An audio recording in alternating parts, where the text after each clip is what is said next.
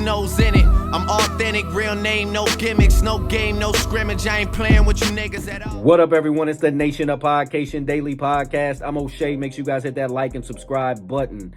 Hip hop superstar, and it is what it is. Podcast host Cameron interviews DJ Lad from Lad TV. Now, he's got questions for him, as we all do, because everybody's been calling Lad TV and DJ Lad the feds. They say that he's working with the feds, and all of this is over the Keefy D case. And also, Suge Knight had some problems with DJ Lad, and they had some issues, but Lad has said he squashed his issues with Suge Knight, and he said he didn't want problems with Suge Knight because, you know, when Suge Knight, Suge Knight was a menace when it came to the hip-hop game in the 90s and the early 2000s. Folks were scared of him.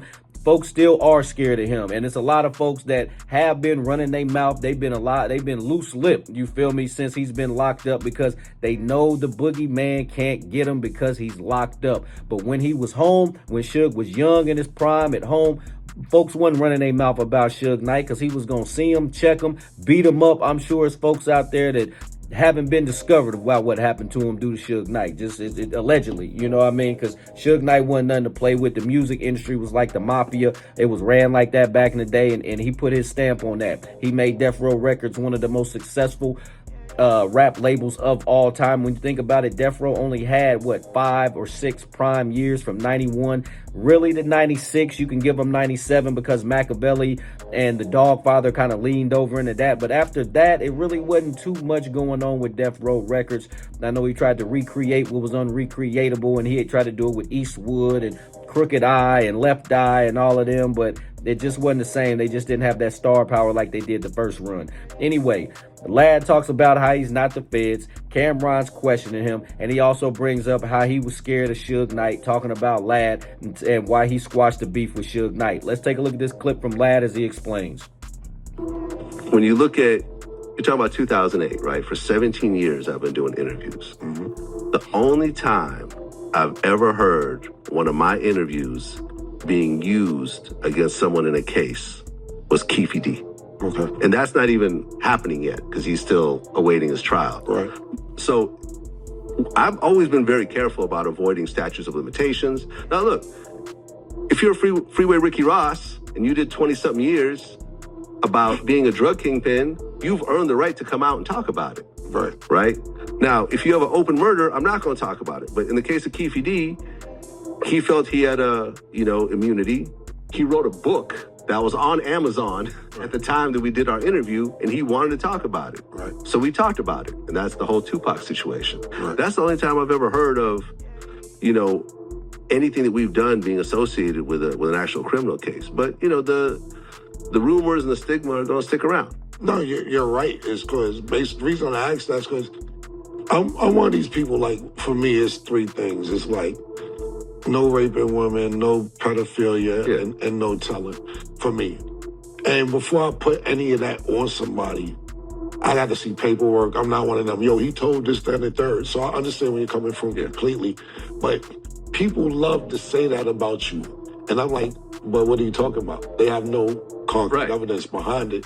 But does that annoy you, or you cool? Nah, because when you actually connect the dots, you'll see, like, for example... Niggas is ignorant. Niggas ain't out there. They don't know how to even connect dots no more, but go ahead. You look at, like, my man A.R.Ab, right, who got a ton of time. Mm-hmm. He talked about some gangster shit in our interview, but his case had nothing to do with our interview. Right. It never got brought up. Right. He had a snitch in his camp that testified against everyone. Right. Casanova 2 times. He talked about some shit he used to do back in the day, but when he got locked up, had nothing to do with Vlad TV. Right. Nothing ever came up. But people like to say, well, because he talked about this in a Vlad interview and now he's locked up, those must be connected. Right. But go through the court transcripts.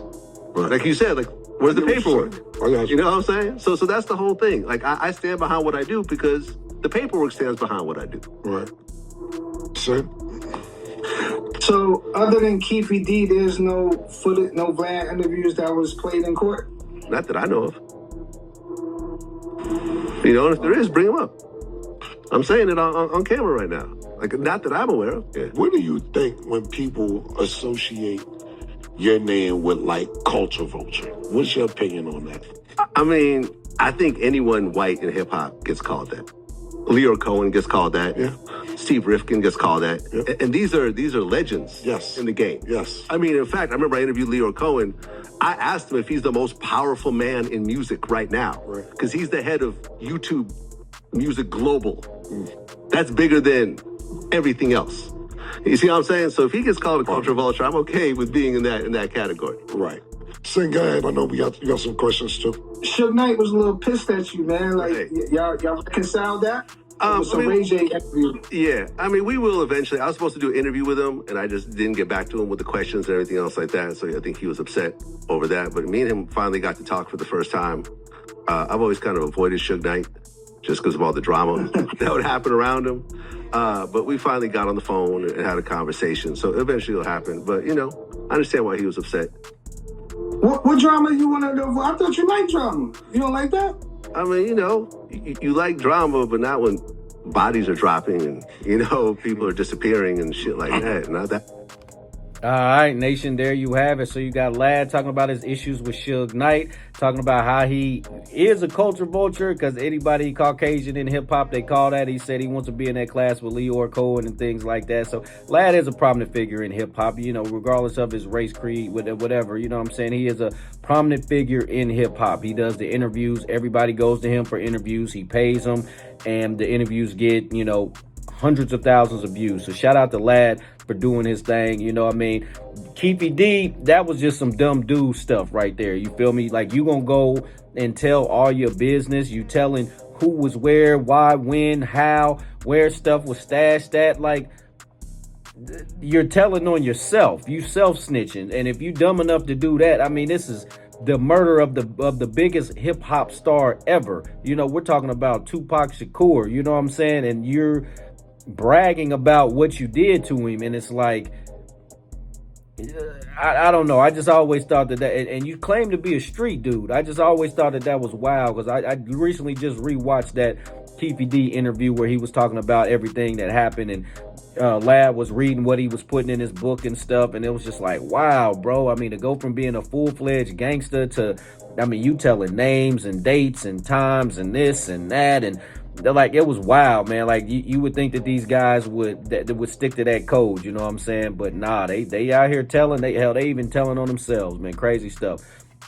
Nation, what do you think about Cameron's interview with Lad? Do you think Lad TV and DJ Lad is a culture vulture? What do you think about him and his issues with Suge Knight? Nation, let me know in the comments section down below. Make sure you guys hit that like and subscribe button on your way out. Peace. Nose in it. I'm authentic, real name, no gimmicks, no game, no scrimmage. I ain't playing with you niggas at all.